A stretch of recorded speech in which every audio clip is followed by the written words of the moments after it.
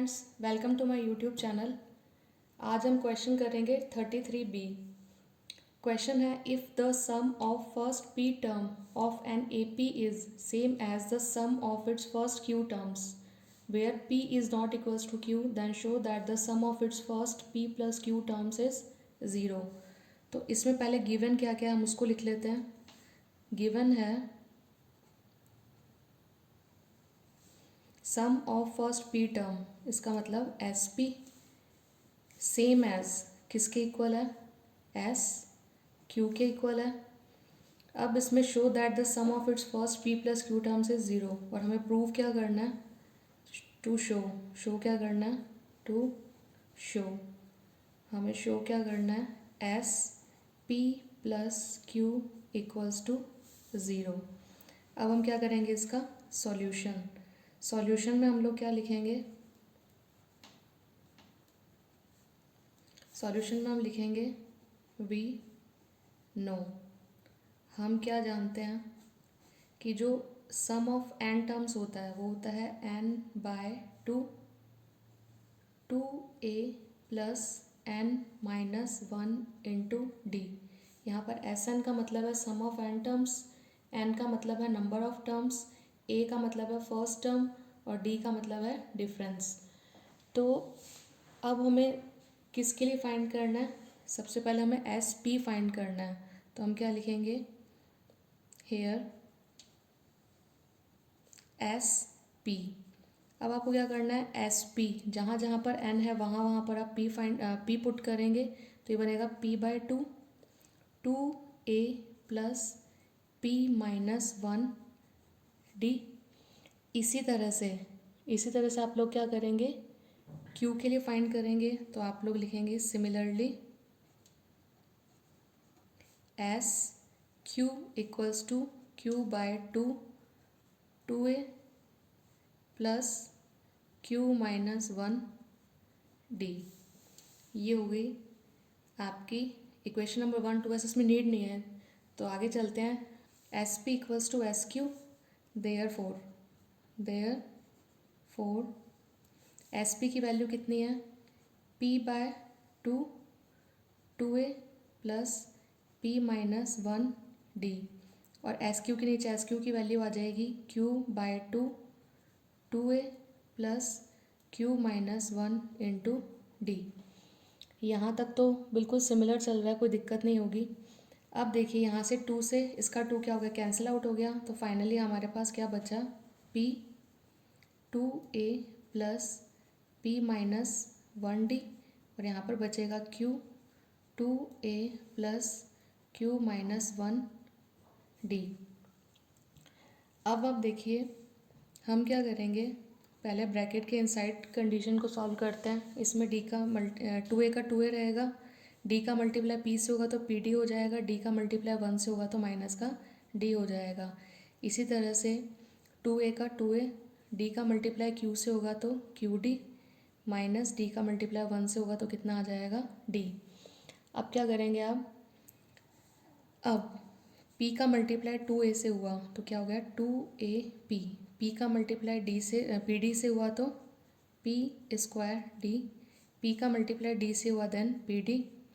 q का multiply two ए से हुआ तो क्या बन गया, टू ए क्यू। q का मल्टीप्लाई क्यू डी से हुआ तो क्या बना, क्यू स्क्वायर डी, और q का मल्टीप्लाई डी से बना तो कितना हो गया, क्यू डी। अब हम क्या करेंगे, ट्रांसपोजिशन से राइट साइड की वैल्यूज़ को जो है लेफ़्ट साइड में लेकर आएंगे और कोशिश करेंगे कि लाइक टर्म्स के साथ में लाइक टर्म्स को अरेंज करें। तो यहाँ पर क्या था, टू ए पी था, टू ए पी का लाइक यहाँ पर क्या बन रहा है टू ए क्यू, तो उसको मैं यहाँ पर ले आती हूँ टू ए क्यू। फिर मेरे पास में क्या है, पी स्क्वायर डी है, यहाँ से मैं लेकर आऊँगी तो क्या ले आऊँगी, क्यू स्क्वायर डी। उसके बाद मेरे पास यहाँ पर क्या प्रेजेंट है, माइनस का पी डी, और यहाँ से क्यू डी उठकर लेफ्ट में जाएगा तो बन जाएगा प्लस का क्यू डी, और इक्वल्स टू में क्या आ गया, ज़ीरो। अब हम क्या करते हैं, इनके पेयर बना के कॉमन वैल्यूज़ को आउटसाइड कॉमन ले लेते हैं। अब इसमें क्या है, टू ए दोनों में कॉमन आया, अंदर क्या बचा, p माइनस क्यू। इसी तरह से यहाँ पर क्या कॉमन है, d कॉमन है, ब्रैकेट के इनसाइड क्या बचेगा, p square minus Q square. इन दोनों में क्या कॉमन है, तो मैंने माइनस का डी कॉमन लिया, माइनस का डी कॉमन लेते ही पी जो नेगेटिव था वो तो पॉजिटिव बन गया और जो पॉजिटिव था वो क्या बन गया, नेगेटिव। डी कॉमन चला ही गया, यहाँ से क्या बच गया, क्यू, और ये क्या हो गया, ज़ीरो। अब देखिए यहाँ तक तो है फर्स्ट टर्म, यहाँ तक क्या है, फर्स्ट टर्म, यहाँ तक है सेकेंड टर्म और यहाँ तक है थर्ड टर्म। अब इन तीनों टर्म्स के अंदर कुछ ना कुछ आपको कॉमन दिखाई दे रहा होगा, क्योंकि P square minus Q square, एक बार इसको भी सॉल्व कर लेते हैं पहले। ये बनेगा 2a P minus Q plus D. P square minus Q square क्या होता है, पी प्लस क्यू और पी माइनस क्यू, और ये एज इट इज़ आ जाएगा डी और ये P minus Q equals to zero. अब देखिए ये है फर्स्ट टर्म, ये है सेकेंड टर्म और ये है थर्ड टर्म। इन तीनों टर्म्स के अंदर p minus Q, P minus Q, P minus Q common आ रहा है, तो हम क्या लिखेंगे, taking p minus Q as common. अब मैंने क्या किया, p माइनस क्यू को एक कॉमन वैल्यू की तरह इस ब्रैकेट से क्या कर लिया, बाहर निकाल लिया। जब इस p माइनस क्यू को मैंने ब्रैकेट से बाहर निकाला तो क्या बचा, 2a फर्स्ट टर्म से, सेकेंड टर्म से एक तो मेरे पास क्या बच गया, d, और एक मेरे पास क्या बच गया, p प्लस क्यू। इसी तरह से जब यहाँ से p माइनस क्यू बाहर गया तो इसकी जगह तो 1 बचा, तो d इंटू 1 d बचा, तो यहाँ अंदर क्या रह गया आपके पास में, माइनस का d और इक्वल्स टू कितना आ गया, ज़ीरो। अब देखिए p माइनस क्यू ये सब आपके सामने है। अब देखिए यहाँ पर भी d प्रेजेंट है, यहाँ पर भी d प्रेजेंट है। यदि इन दोनों में से मैं d को कॉमन ले लूँ तो हम क्या लिखेंगे, p माइनस क्यू। अब यहाँ पर 2a प्लस, इस d को मैं ब्रैकेट से बाहर कॉमन निकाल रही हूँ तो ब्रैकेट के अंदर क्या बचेगा, यहाँ से तो इन दोनों में हम कॉमन ले रहे हैं तो p प्लस क्यू बचेगा यहाँ से तो, और यहाँ से क्या कॉमन आ जाएगा, माइनस का 1 और इक्वल्स टू क्या हो जाएगा, ज़ीरो। अब देखिए p माइनस क्यू यहाँ पर मल्टीप्लाई में है, वहाँ राइट हैंड साइड में जाएगा तो अपॉन में होगा, और zero upon any value equals to zero ही होता है।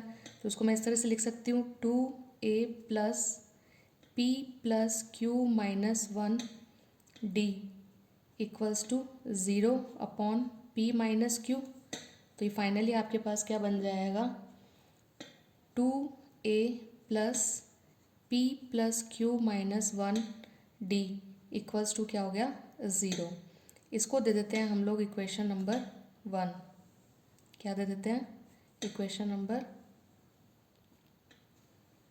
Sum of p plus Q terms.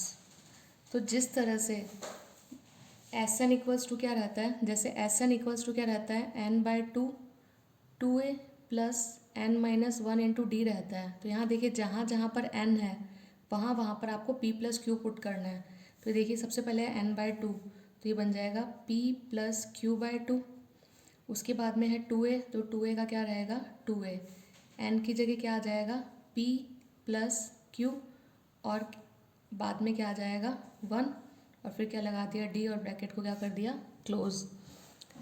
अब देखिए इक्वेशन 1 से 2a plus P plus Q minus 1 into D की जो वैल्यू आई थी वो कितनी आई थी, ज़ीरो। तो यहाँ पर क्या लिखेंगे, S P plus Q equals to P plus Q by 2 into, इसकी वैल्यू क्या कर देंगे, ज़ीरो, और रीज़न क्या दे देंगे, because 2a plus P plus Q minus 1 into D equals to zero. ये किससे था, फ्रॉम इक्वेशन 1, फ्रॉम इक्वेशन 1। तो फाइनली आपके पास क्या आ गया, S P plus Q equals to, जब इसका मल्टीप्लाई ज़ीरो के साथ होगा तो ये पूरी वैल्यू क्या बन जाएगी, ज़ीरो।